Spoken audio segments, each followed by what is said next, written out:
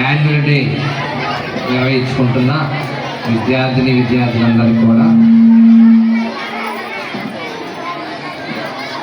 ఆనంద శుభాకాంక్షలు. మరి ఈ కార్యక్రమానికి వచ్చి మీ అందరికీ ఆశీస్సులు అందిస్తున్న గ్రామ పెద్దలకు, సర్పంచ్ గారికి, ఉపాధ్యాయులకు అందరికీ కూడా వందనాలు తెలుస్తున్నాను. మరి హై స్కూల్ లైఫ్ అనేది హ్యాపీగా ఉండే ఒక మన పీరియడ్. మన జీవితంలో ఈ పాఠశాల లైఫ్ అనేది మరలా రాదు. మీరు ఆలోచించండి, 10వ తరగతి విద్యార్థులు ఈ 5 సంవత్సరాల్లో మీరు మీ స్నేహితులతో ఎంత ఆనందంగా ఎంజాయ్ చేశారు అనేది చూసుకుంటే అదే మీకు తెలుస్తుంది. మరి ఈరోజు యాన్యువల్ డేతో పాటు 10వ తరగతి విద్యార్థులకు ఫేర్వెల్ లాంటిది కూడా ఏర్పాటు చేయడం జరిగింది. అంటే 10వ తరగతి విద్యార్థులు ఈ సంవత్సరంతో ఈ పాఠశాలని వదిలి వెళ్ళిపోతూ ఉంటారు. మరి వెళ్ళేటప్పుడు ఒక్కసారి మీరు మీ యొక్క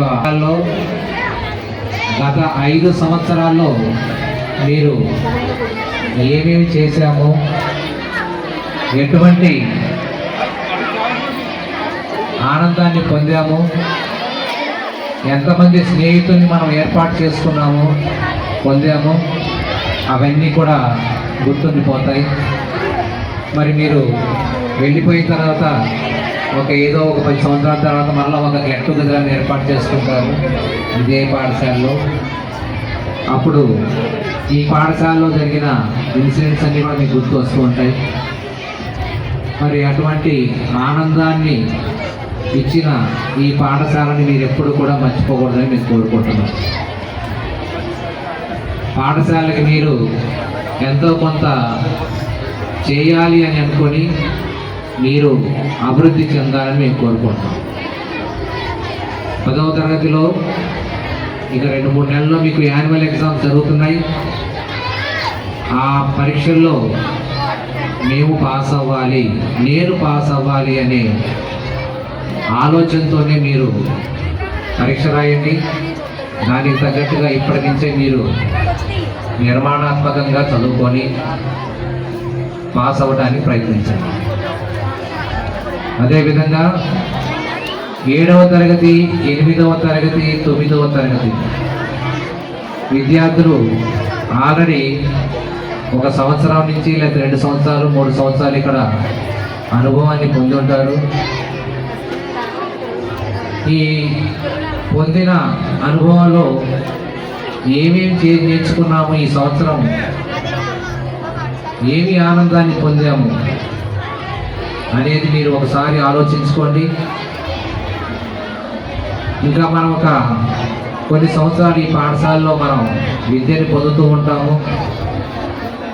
ఇక్కడ మనకు కొంతమంది విద్యార్థులు స్కౌట్స్ అనే పద్ధతిలో మనకి సేవ చేస్తున్నారు.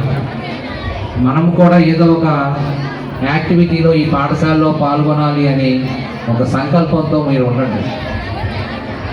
అలా ఉన్నప్పుడే మీలో మీకు ఒక క్రమశిక్షణ అనేది ఏర్పాటు అవుతుంది. అది మీ యొక్క భవిష్యత్తుకి పునాది లాంటిది అవుతుంది.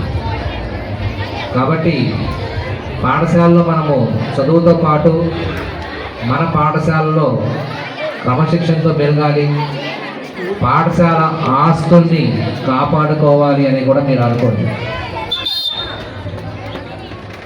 పాఠశాల అయిపోయిన తర్వాత ఈ పాఠశాల మనకు సంబంధం లేదు అనుకోవద్దు. మళ్ళా ఒక 10 సంవత్సరాల తర్వాత వస్తారు మీరు, మళ్ళీ కొంతకాలం తర్వాత వస్తారు. వచ్చినప్పుడు ఈ పాఠశాల ఇంకా కొంత ఉన్నతంగా ఉండాలి అని కోరుకోండి. ఉండాలి అంటే పాఠశాల యొక్క ఆస్తుల్ని పాడు చేయద్దు. పాఠశాల ఆస్తులు అంటే మన తరగతి గదిలో ఉండే బెంచీలు కానీ, అలాగే మనం రోజు తాగే వాటర్ సంబంధించిన కుళాయిలు కానీ వాటన్నిటి కూడా మీరు ధ్వంసం చేస్తున్నారు. అంటే అలా విధంగా పాఠశాల యొక్క ఆస్తుల్ని మీరు పాడు చేస్తున్నారు. ఎక్కడ పడితే అక్కడ చెత్తా చెదారాన్ని కూడా వేస్తున్నారు. అలా చేయకూడదు. మీరందరూ కూడా పాఠశాల నీట్గా ఉంటే మళ్ళీ ఒకసారి మన పాఠశాల దగ్గర వద్దాము అనే కోరిక ఉంటుంది. ఎక్కడ పడితే అక్కడ మనము వేస్టులు కానీ లేకపోతే పాఠశాలని అపరిశుభ్రంగా ఉంచుకుంటే దీని మీద మీకు ఇంట్రెస్ట్ అనేది ఉండదు. అలాగే 6వ తరగతి విద్యార్థులు తీసుకుంటే ఈ సంవత్సరం మీరు కొత్తగా అనిపించుంటుంది. ఏదో వచ్చాము ఈ సంవత్సరం చూసుకుంటే అప్పటికి 6 నెలలు అయిపోయింది. ఏమీ నేర్చుకున్నారు అని ఆలోచించండి. అంటే ఏమీ తెలియదు. సీనియర్స్ అనేవాడు ఉంటారు. వాళ్ళని చూసి భయపడటం, వాళ్ళకు దూరంగా ఉండటం, లేకపోతే తరగతి గదిలో వచ్చి టీచర్ చెప్పే విధానం, 5వ తరగతి వరకు మనం నేర్చుకునే పద్ధతి వేరుగా ఉంటుంది. 6వ తరగతి నుంచి నేర్చుకునే పద్ధతి వేరుగా ఉంటుంది. గంటకి టీచర్ అనే వాళ్ళు మారిపోతూ ఉంటారు. మరి అటువంటి స్థితిలో మీకు కొత్తగా అనిపించుండొచ్చు. నెక్స్ట్ 7వ తరగతి వెళ్తారు. అక్కడి నుంచి మీ యొక్క లైఫ్ అనేది రొటీన్గా ఉంటుంది. అయితే రాబో 7వ తరగతి ఆ తర్వాత 8, 9లో మీరు ఎంతో కొంత మనం ఈ పాఠశాల నుంచి నేర్చుకోవాలి. అది చదువు అంశమే కాదు, చదువుతో పాటు ఏదో ఒక నైపుణ్యాన్ని మీరు ఏర్పాటు నేర్చుకోండి. అది మీ భవిష్యత్తుకి ఉపయోగపడుతుంది. మన భవిష్యత్తుని పాఠశాల తరగతి గదుల్లోనే మనం నిర్మించుకోవాలనే ఒక సంకల్పంతో మీరు ఉండండి. అప్పుడే మీరు మంచి ఉన్నత స్థితిలోకి వెళ్తారు.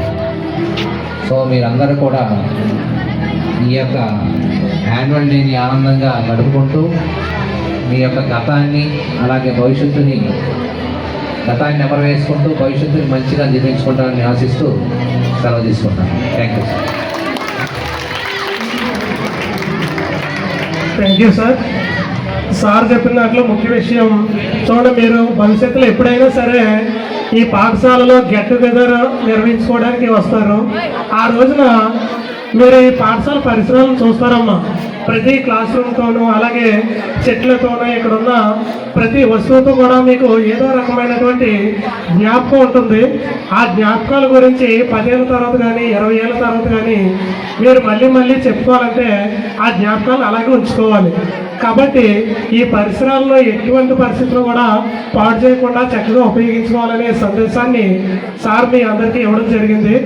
అలాగే ఇప్పుడు మన ఈ కార్యక్రమాన్ని ఉద్దేశించి గౌరవనీయులు శ్రీ గుడాల రాంబాబు గారిని ప్రసంగించవలసిందిగా కోరుచున్నాను.